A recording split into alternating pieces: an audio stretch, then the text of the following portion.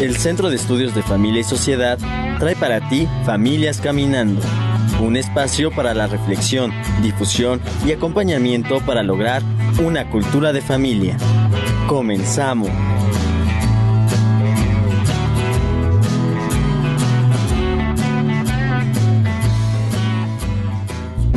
Nuestro mensaje para ti.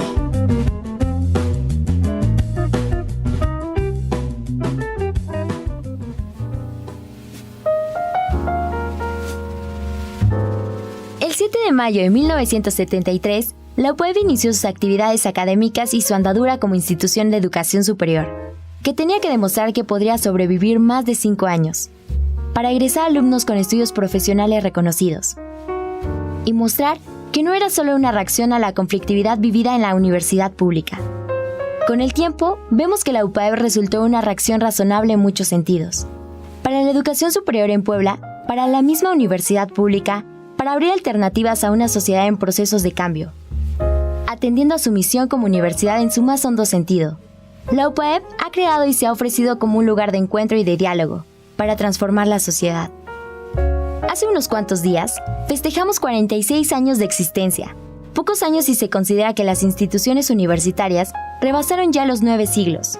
Bolonia, París, Oxford, Salamanca, etc. Son universidades multiseculares que han alimentado la gran tradición occidental. Somos una universidad joven, pero con mucha historia, como enfatizó el maestro José Antonio Yargo Victoria, secretario general.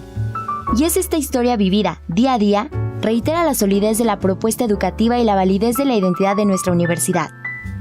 UPAEP ha contribuido con varias generaciones de profesionistas que se han insertado en la vida productiva, social, cultural y política del Estado y de las entidades del entorno. Quizá entre los hechos más relevantes que ha promovido la Fundación, la estabilidad y el crecimiento de la UPAEP, que merecen ser recordados siempre, es haber surgido como un proyecto de solidaridad social.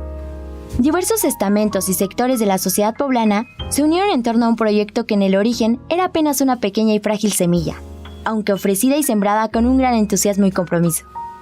Solo la fuerza de la solidaridad permitió que esa semilla germinara y que pudiera brotar un tallo y que poco a poco se robusteciera. No podemos hablar de la UPAEP sin hablar de la lucha que le dio origen y que ha marcado su actuar a lo largo de los años, y no se puede hablar de universidad sin hablar de la vocación, y específicamente de la vocación docente, sin la cual la universidad no podría existir, ya que la universidad solo existe donde están los profesores y los estudiantes. Si falta alguno de ellos, no hay universidad. De forma particular, en el caso de nuestra universidad, no vale cualquier profesor, no porque se restrinja la entrada a unos u otros, porque entonces tampoco sería universidad, sino porque los profesores de nuestra universidad entienden la enorme responsabilidad que conlleva responder a esa identidad única que tiene la UPAEP, y ejerciendo su ministerio permeando esta identidad. De modo que este mes podemos celebrar el 46 aniversario de la universidad, celebrando esta confianza depositada por Dios en las manos de todos y cada uno de los que formamos la universidad. Celebrar cuánto hemos crecido como institución, hablando de aquellos que han hecho posible, día a día, en los pasillos y en el aula, que se dé este crecimiento.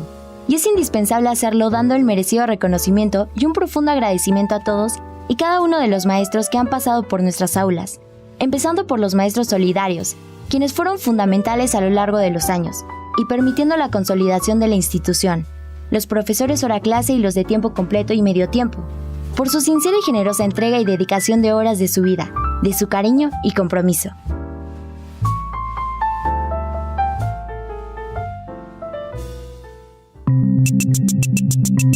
Infofamilia.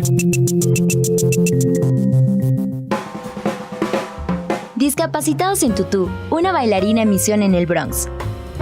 Melissa llega a Nueva York para seguir su sueño de ser bailarina, pero un día, mientras está en el tren, se da cuenta de algo que no había pensado. En sus clases de danza no había personas discapacitadas. ¿A dónde van estas personas a tomar clases de danza? ¿Hay un lugar para ellas? Melissa descubre un nuevo mundo y una nueva manera de realizar su sueño. Funda Board Dancing, un programa de danza para jóvenes con discapacidades físicas o psíquicas, o en situaciones de desventaja social. Trabaja en los barrios de mayor riesgo, sobre todo en el Bronx, en donde los jóvenes que encuentra a veces no tienen siquiera dinero para un boleto de metro. La danza se vuelve una misión al servicio de los más débiles. La experiencia que ofrecemos no es solo bailar, sino abrir los ojos y la mente, para darse cuenta de quién y qué nos rodea, trabajar juntos, crear relaciones. Con esta mentalidad puedes cambiar el mundo.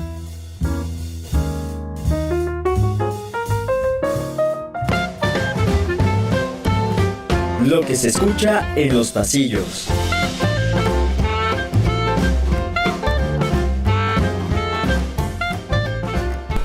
¿Por qué el diálogo es importante en las relaciones familiares? Para mejorar los vínculos y ser más unidos. El diálogo en la familia es importante porque, genera como confianza, de los padres hacia los hijos. Entonces yo pienso que es bueno porque aparte de que genera un ambiente pues más tranquilo y más pacífico. Porque así se fortalece la relación entre cada persona y hay más confianza entre cada uno de ellos. Porque ayuda como a generar más confianza entre los miembros de la familia. Porque te da una comunicación más asertiva con tu familia, ayuda a resolver los problemas de la forma adecuada y fortalece la unión familiar. ¿Qué herramienta de comunicación utilizas para generar un ambiente de diálogos en tu familia? Platicar o ver películas, o comer juntos. Pues yo creo que platicar, por ejemplo, cuando estamos juntos o comiendo, siento que es como la manera más fácil como de saber qué les pasa a ellos o cómo se sienten y así. Pues los juegos o pláticas o dinámicas entre nosotros a la hora antes de comer o después y así. Pues platicar, pasar tiempo juntos o ver películas y ya. Pues el diálogo tranquilo, sin gritar, no usar la violencia para nada y comunicar siempre los problemas o inquietudes que tengan todos. ¿Qué harías para mejorar la comunicación en tu familia? Pues sí, no usar el celular cuando pasamos tiempo juntos. Pues, por ejemplo, a mí lo que no me gusta de mi familia es que luego cuando estamos comiendo, así como que todos están en su celular, y sí platicamos y todo, pero la mayor parte del tiempo están en su celular, entonces eso sí me gustaría como cambiarlo radicalmente. Tomar un fin de semana sin celulares. Evitar el uso del teléfono. Pues yo creo que siempre que sienta algo, que tenga algo en el corazón, pues expresarlo con mi familia. Si tengo algún problema con alguno, pues intentar resolverlo de la forma adecuada, que no es peleando, gritando o agrediendo físicamente. Nuestro tema del día.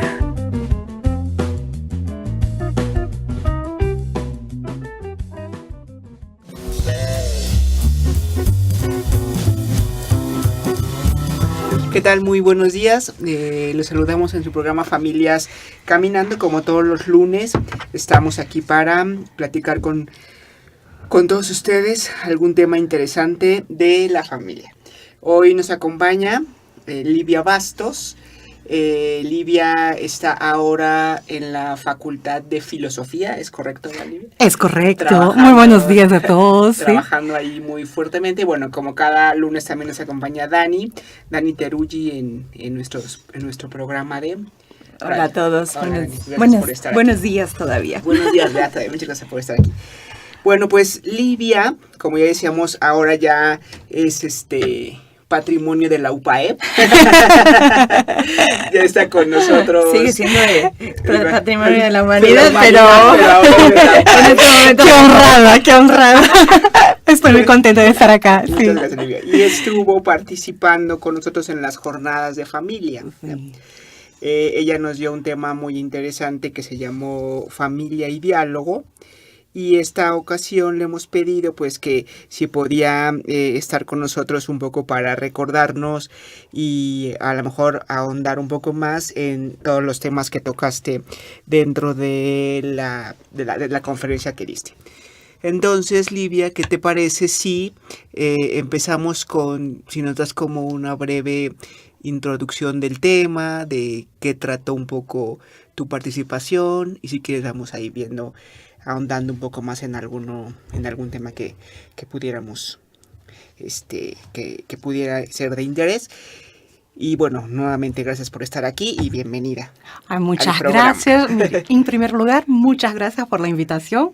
Estoy muy contenta de estar acá hoy. Es mi primera vez en este programa. No la primera vez en la radio, porque ya hice un programa de filosofía, pero la primera vez que estoy en este programa de familia. Bienvenida. Gracias. Mire, cuando yo preparé mi conferencia, yo tenía presente dos elementos. Quizás uno más amplio o más teórico y otro más práctico, más aplicado. A ver, antes de hablar propiamente del diálogo, yo quería hablar del tema de la comunión. Y después quise hablar del tema del diálogo desde una perspectiva muy práctica, muy sencilla, porque no es que se pueda abarcar todo en una conferencia. Yo creo que la importancia del diálogo para una familia solo se entiende en la óptica de la comunión. ¿Por qué dialogar es importante? Hasta porque, digamos, ¿no?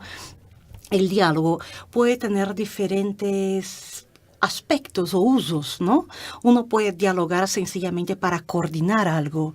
Uno puede dialogar para solucionar problemas prácticos.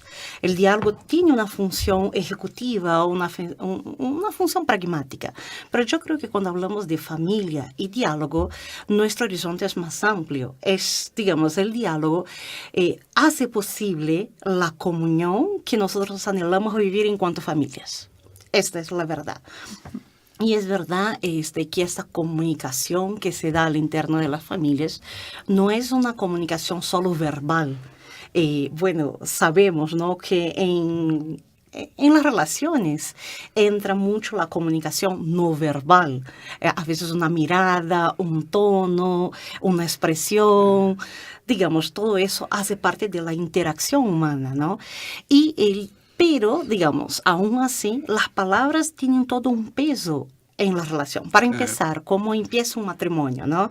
Un matrimonio, digamos, es formalizado con las palabras. Yo me comprometo, ¿no? Yo te acepto y tú me aceptas. Entonces, yo creo que yo quería al inicio dar como esta idea más amplia. Y por eso yo dije, miren, voy a empezar con una aproximación al tema de la comunión desde una perspectiva interdisciplinar. ¿Por qué esto? Porque para hablar de todo lo que es humano, partir de una sola ciencia queda corto. Claro. No, era cuando yo usaba este ejemplo, no sé si se acuerdan los que estaban ahí, diciendo quién es mi mamá para las ciencias. Entonces yo decía, bueno, a lo mejor mi mamá para la biología es un mamífero, mi mamá para la física de masa es un cuerpo con una cantidad de kilos, mi mamá para la matemática, para la geometría, digamos así, es una extensión. Pero ¿quién es mi mamá para mí? Mucho más que eso. Claro. Entonces, no es que esté mal. O sea, las ciencias dan su contribución, pero no agotan, digamos, quedan cortas delante de la realidad humana. Entonces, yo decía, bueno, a ver, ¿qué nos dicen, por ejemplo, las Sagradas Escrituras sobre el ser humano, ¿no? Estamos hablando del tema de la comunión. Bueno, decimos que el hombre fue creado a imagen y semejanza de un Dios, que es comunión de amor, que no es soledad. Entonces, eso sella profundamente una persona en términos de dinamismos existenciales. O, por ejemplo, no voy a hablar de toda la filosofía, pero dije, bueno, partamos de un grande, de Aristóteles. No es lo único, no es el único, pero bueno, partamos de él porque es significativo para la tradición clásica. Y que habla del hombre como un ser social. No sé, después hablaba de la psicología también y todo lo que se viene investigando en los últimos años, que tiene que ver con la centralidad de las relaciones humanas. Entonces, eso fue un poco la primera parte, ¿no? Quizás, bueno, ustedes me pueden interrumpir cuando quieran, porque yo feliz voy hablando. Aparte que me encanta el tema, entonces yo me pongo a hablar. Por ejemplo, tenía todo eso muy presente. Y después, en un determinado momento, ahí les digo a todos los que nos están escuchando que procuren YouTube, que busquen en YouTube un vídeo muy interesante de una tienda, no quiero hacer propaganda, pero en fin, el vídeo es muy bueno, de una tienda que se llama IKEA o IKEA. Fue una propaganda que hicieron por Navidad. Para Navidad, sí. ¿Y por qué me pareció interesante contrastar, antes de ir a la parte práctica, ese primer momento que hablaba de la importancia de la comunión y después lo que nos hace ver el vídeo.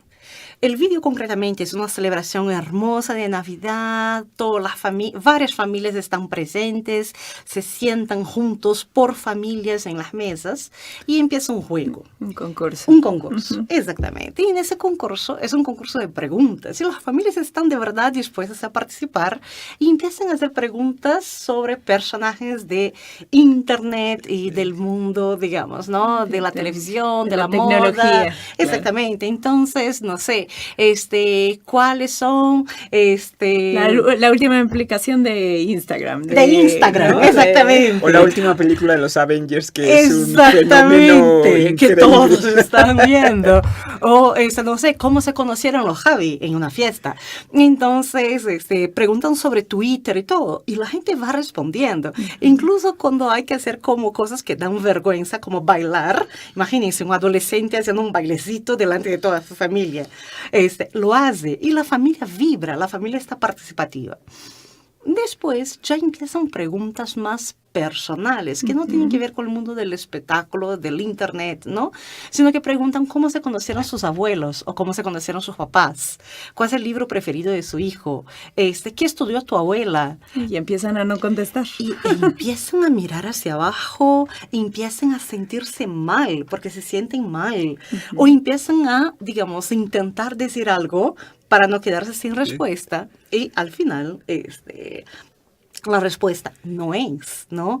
Entonces, las personas cuando se equivocan van saliendo hasta que uno se queda solo. Y eso es emblemático porque representa una realidad más profunda. ¿Cuántas veces, digamos, están y no están? Están y no están, exactamente. Te sientes solo en tu familia. De la y familia, una porque gran la familia. peor soledad no es la soledad de no Física. tener a nadie, es la soledad de tener y no tener, ¿no? Entonces, bueno, ¿por qué quise contrastar? Porque muchas veces, las explicaciones teóricas o las aproximaciones teóricas mueren en la playa, se contrastan con nuestra experiencia. Y normalmente la experiencia contradictoria o la duda nos paraliza. Las certezas nos llevan a avanzar, ¿ok? Sí. Por ejemplo, no sé, pongo una cuestión sencilla. Si sé que tú eres el amor de mi vida y sé que tú estás dispuesto, yo también me lanzo. Si tengo dudas, si estás dispuesta, si no estás, me detengo. O sea, la duda sirve a eso. Si yo digo toda la primera parte de la belleza de la comunión, es como si yo dijera, ¿no? El aire es importante para la vida. Y después uno se da cuenta en la experiencia que vive sin aire, ¿no? Algo así. O que el aire te puede hacer daño. No es el caso. El aire solo nos hace daño cuando está contaminado. De lo contrario, no. Entonces, yo quise contrastarlo primero con esto porque yo hablo tan bonito de la familia y de la comunión y después la gente dice, bueno, en realidad, o sea, como mi familia me hace daño, ¿no? O no vivo esto que me dices. Entonces, claro, yo creo que ahí quise contrastar y dar una clave. Yo creo que es importante para comprender la realidad. Que estemos hechos para la comunión, no significa que estamos listos, que estamos prontos para eso. Que es un proceso que tenemos que aprender.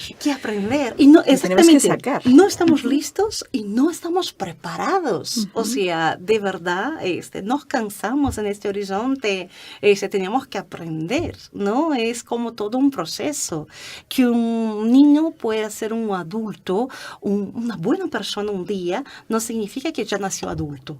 Sí, pero claro, o sea, lo mismo pasa con las relaciones. Entonces yo quería al mismo tiempo enseñar el horizonte, pero también decir, mira, eso no es color de rosa, ¿no? O sea, como hay dificultades, las vivimos y nos hace sufrir. Entonces, esa era la primera parte. Pero, ¿qué pasa? Delante de las dificultades, normalmente lo que uno hace es dudar del horizonte. Ok. No se ve bien el No horizonte. se ve bien.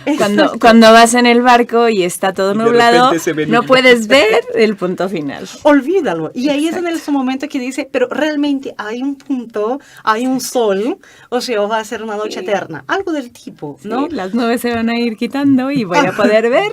Algo o no. Y en el momento, digamos, de la crisis, en el momento de la dificultad, no se ve. Es lo característico, digamos así, ¿no?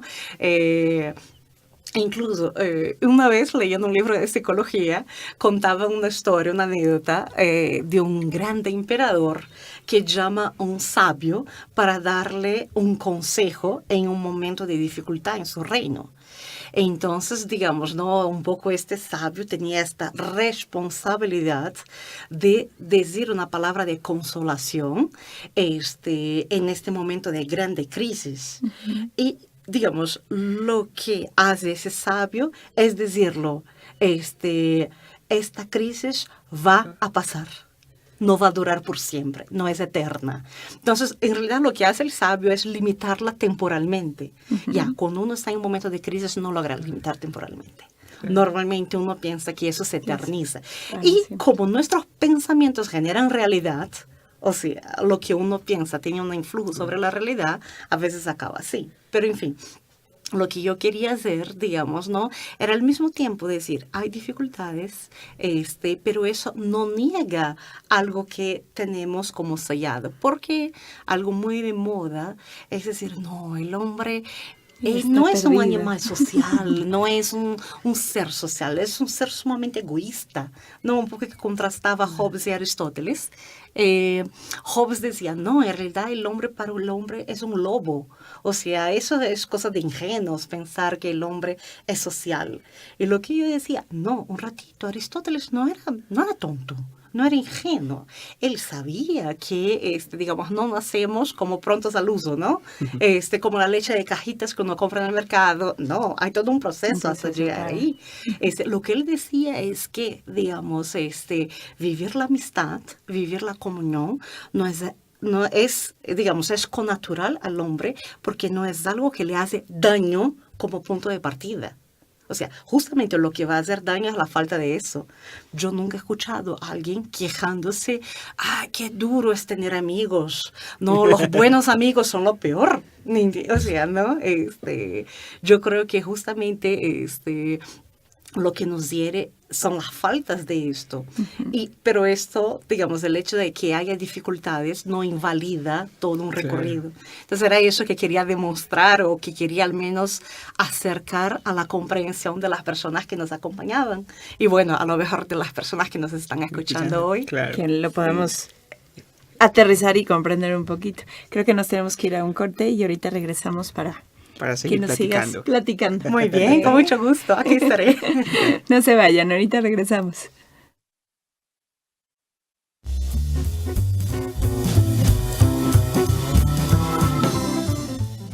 En México, la leucemia es la principal causa de muerte por enfermedad de niños de 5 a 14 años.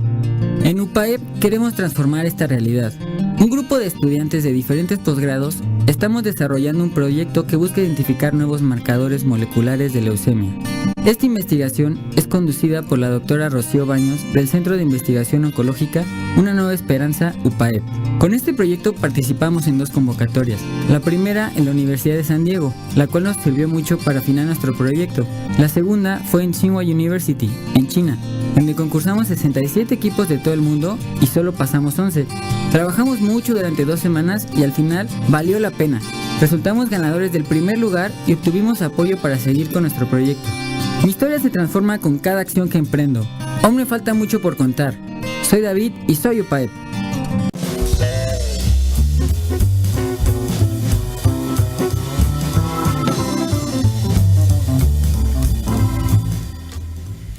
Bueno, pues ya estamos de regreso en el programa Familias Caminando.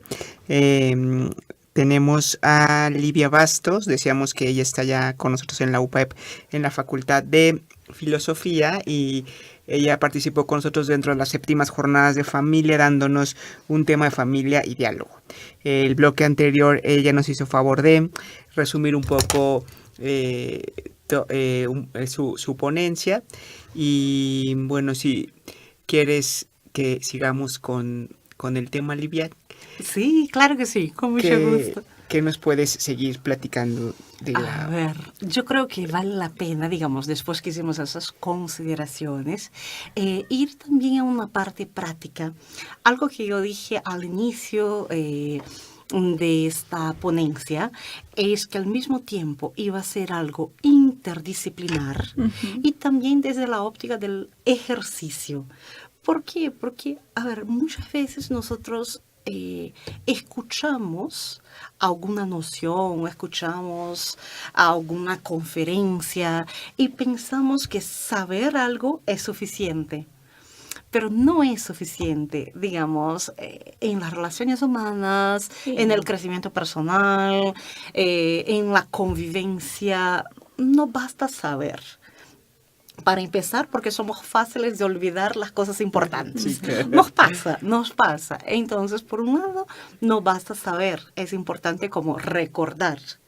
Por otro lado, tampoco es suficiente recordar. Exactamente.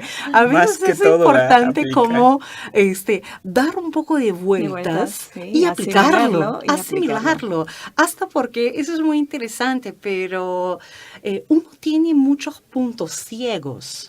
Eso es normal. O sea, no es una deficiencia, digamos, no, esta persona tiene un punto ciego. No. Así como hay muchas cosas que nosotros vemos de las otras personas y las otras personas no ven, pasa lo mismo con nosotros. Y eso es parte de la vida. Porque, por ejemplo, no sé si pasa con ustedes que nos están escuchando, cuando conocemos mucho a una persona, de escuchar sus pasos sabemos que llega. Que ya viene, sí. A veces, de escuchar sus pasos, sabemos si llega triste. Sí, o enojado. O contento, ¿no? Entonces, claro, uno a veces no se da cuenta de los propios pasos, o incluso del propio tono de voz. La voz que nosotros escuchamos de nosotros mismos por la cercanía no es la voz que los otros escuchan. Entonces, como que hay varios puntos ciegos. Nuestras expresiones faciales. Nosotros no vemos nuestro rostro cuando hablamos. Nosotros no conocemos nuestra mirada. Los otros conocen nuestras miradas. Entonces, yo creo que aquí hay todo un ámbito de ejercitación y que los antiguos hablaban mucho de eso, ¿no? Sea en el ámbito religioso, sea en el ámbito filosófico, se ha hablado mucho de la importancia del ejercicio espiritual, que era diferente. En el ámbito religioso era más completo porque involucraba no solo una práctica, sino también un horizonte relacional, digamos así, una relación con Dios, la relación de comunión con los demás inspirada en esa relación con Dios, mientras que en el ámbito filosófico era espiritual, no en el sentido de religioso, sino que en el sentido de involucrar toda la psique, todo el individuo, no solo sus pensamientos teóricos, sino los prácticos, su afectividad, su emotividad, su voluntad, todo. Entonces, sí, hablaba mucho del tema de la ejercitación. Un ejercicio es vacío, se vuelve vacío si no viene puesto en práctica. Claro. Y bueno, muchos de los conocimientos que tenemos sobre los temas de humanidad, lo mismo, quedan vacíos si no se transforman en práctica. Exacto. Si no se concreta en alguien. Exactamente. En un plan de vida, en un horizonte existencial, en fin.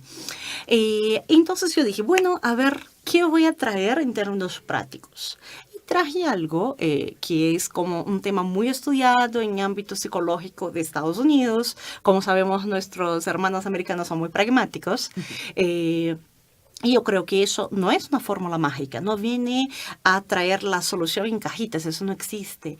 Pero sí trae unos elementos que nos ayudan a mejorar nuestro diálogo. Porque si la comunión está importante, el diálogo tiene un otro rol, digamos, ¿no? Es mucho más importante de lo que uno podría atribuirle en cuanto a función práctica de coordinación, por ejemplo. Entonces les hablé de la respuesta activa y constructiva. Y bueno, ¿qué es esto, Livia? ¿Qué es una respuesta activa y constructiva? A ver, varios estudiosos de parejas, psicología de parejas, observaban parejas que estaban en crisis. Y trataban de hacer una especie de predicción de esas parejas que estaban en crisis, cuáles iban a divorciar o no. Entonces, la primera hipótesis fue que las parejas que se peleaban más iban a romper. Pero esta hipótesis se reveló infundada. Muchas veces un silencio tácito, una cierta, digamos, un ignorar el otro, es mucho más emblemático que no la discusión. Claro. Mientras discute significa que algo aún vale la pena. Cuando ya multiplicas a alguien por 0 y no quieres llevar la fiesta en paz, ahí tienes un problema tal vez más arraigado. Pero en fin, ellos no fueron por este lado, sino que vieron que el modo como las personas respondían a eventos buenos era un predictor de relaciones buenas. A lo que fue, por ejemplo, yo llego a casa con una buena noticia y la respuesta que mi interlocutor da puede jugar un papel, un rol muy importante en fortalecer el legame, digamos, el legame es italiano, pero fortalecer el vínculo o minarlo. Por ejemplo, yo llego a casa y digo a mi esposo, o la esposa, el esposo dice a la esposa, tengo una promoción en el trabajo. Es verdad que eso te puede traer muchas preocupaciones y es natural, pero sirve de tener reverencia hacia ese momento. El otro está contento, está celebrando. Entonces, ¿por qué le tiras un balde de agua fría? Okay. Es verdad, eso va a traer muchas cuestiones que hay que considerarlas. Pero primero sostén la alegría. Primero sostén la alegría. Primero sostén la alegría, ya después asimila, ya después dice, y ven juntos, exactamente, cuáles son los problemas o los retos, y si vamos a enfrentar o en qué medida o no. Sí. Pero un balde de agua fría es un balde de agua fría también en la relación. Y ese comunicar buenas noticias puede acercar a las buenas personas, más que todo, la forma como recibimos esas buenas noticias puede contribuir al desarrollo de la relación o no. Ese es el núcleo, ¿no? Es el regalo que yo te doy, cómo lo aceptas y cómo lo desenvuelves, ¿no? Exactamente. Si lo tiras a la basura, si lo haces a un lado o te emocionas al verlo y lo abres y... Exactamente. Si esta blusa lindísima que te regalé la haces traste, bueno, ahí tenemos un problema, ¿no? Entonces, en ese sentido, yo hablaba de la respuesta activa y constructiva, de la respuesta pasiva y constructiva, de la respuesta activa y destructiva, y de la pasiva y destructiva. Por ejemplo, yo digo, tengo una promoción en el trabajo.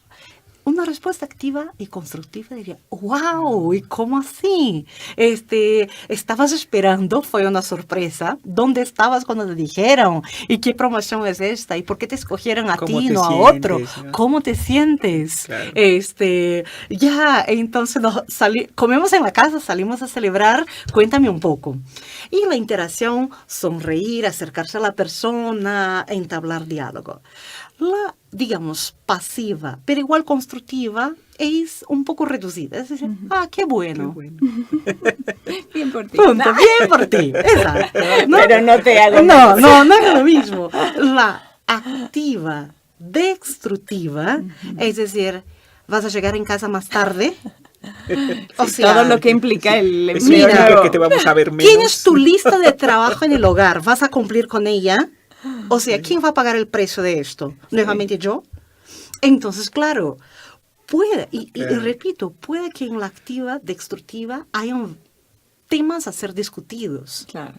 Pero hay un tema de momento que es muy importante, ya vuelvo a él. Y después, la que es la pasiva destructiva es ignorar. O sea, tú empiezas a contar, ¿no? Tengo la promoción del trabajo y la respuesta es, mañana ¿quién saca la basura? Sí, otro tema completamente. Completamente Como diferente. dirían mis hijas, hablando de Rice Krispies, mamá. Exactamente. Y yo vuelvo al tema del momento, porque yo creo que somos mucho más sensibles a cuando las noticias son negativas, ¿no? Por ejemplo, uno puede estar muy feliz porque su hija entró a la universidad, ¿no? Un sueño de tantos papás que, sus hijos entren a la universidad. Pero resulta que se murió el hijo de la vecina, una vecina muy cercana. Vas al velorio y no van a llegar al velorio con una sonrisa de acá a acá, saltando de una pata, como se dice, porque la hija entró a la universidad. Y es verdad, no significa que seas falso. Digamos, la respuesta, esta ejercitación no es una invitación a la hipocresía, pero justamente es como centrarnos en este momento presente, claro, en lo que pide el momento, ¿no? Es una invitación a la prudencia también. Entonces, claro, no va a llegar a este velorio y va a dar espacio a la experiencia del otro, porque no vas a venir con toda tu energía y tu alegría, exactamente, y caerle encima que se está sufriendo tanto. Entonces, claro, le va a dar el espacio. Lo mismo es necesario para las buenas noticias. No invalida tu experiencia, no invalida las preocupaciones, pero hay que darle espacio. Entonces, de eso hemos hablado un poco durante las conferencias. Puse más ejemplos porque teníamos como un poquito más de tiempo, pero yo creo que esta es la idea. ¿Solo la ejercitación basta? No. Si eres una persona capaz de dar una respuesta muy correcta, digamos así, pero no eres una persona confiable, no colabora en, digamos, las tareas de la casa, dices una cosa y haces otra, no va a funcionar, digamos, ¿no? Se vuelve un poco como una representación. Pero suponiendo que la persona, como muchos de los que vinieron a la jornada o de nosotros, queremos sí construir, digamos, relaciones buenas y en este horizonte de comunión. Claro, a veces no sabemos cómo, a veces nos equivocamos, no estamos preparados. Yo creo que esta es como una buena ocasión, ¿no? Es un buen ejercicio, es sencillo y después es un ejercicio que los psicólogos dicen que se autoalimenta. Muchas veces las técnicas psicológicas son difíciles de meter en práctica y es como una piedra, tiras hacia arriba y después ella cae. Y a veces se miden las terapias por el tiempo digamos, el tiempo que duran después que la terminaste. O sea, y existe una terapia, eso funcionó, y después terminas la terapia. Pero empieza el ejercicio. Claro, y empieza a decaer, ¿no? Y en este caso, yo creo que hay un ejercicio que él se autoalimenta. ¿Por qué?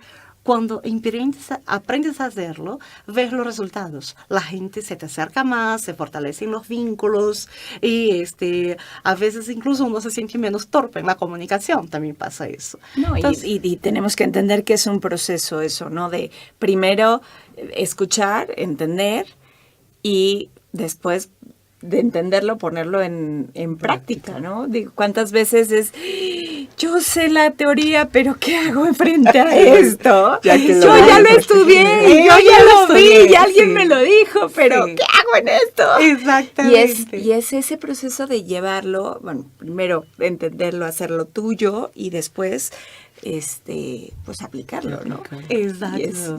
Yo digo que del dicho al hecho hay mucho trecho. Sí, no, de la inteligencia a la voluntad también lo hay. Sí, y es ese ir trabajando por tratar de ser mejores y tratar de aplicar todos estos conocimientos, ¿no? Exacto. Y digamos, del punto de vista de la psicología, me parece muy interesante cuando los psicólogos van a la práctica para ver cómo las cosas funcionan. Porque a veces se hacen unas teorías que son unos castillos en el aire. Como yo tuve una profesora muy simpática que decía, antes antes de casarme y tener hijos, yo tenía 5 buenas teorías sobre cómo criar los hijos. Ahora yo tengo 5 hijos y ninguna buena teoría acerca de cómo criarlos. Claro. Uno tiene luces, orientaciones, tienes tu fe, tienes varios elementos que ayudan. Que tienes una ventaja, pero esa ventaja no... Sí, no te asegura no nada. es el camino por menos ante la libertad de los demás. ¿No? Exactamente. Entonces yo creo que lo que podamos hacer en términos de dialogar, en términos de ofrecer luces, en términos de renovar nuestro compromiso por realizar nuestros ideales y nuestras familias, yo creo que todo eso es muy válido, ¿no? Pues muy bien. Pues muchas gracias. Pues creo que ya se nos terminó el tiempo. Sí. La verdad estuvo súper interesante, Livia. Muchísimas gracias. Igual y podemos hacer como la parte 2. Muy bien. Bueno, muchísimas gracias por estar aquí, por todo lo que nos platicaste, muy interesante. Muchas gracias también a ti, Dani, por acompañarnos el día de hoy. Y pues los esperamos el próximo lunes en el programa Familias Caminando. Muchísimas gracias y hasta la próxima. Muchas gracias.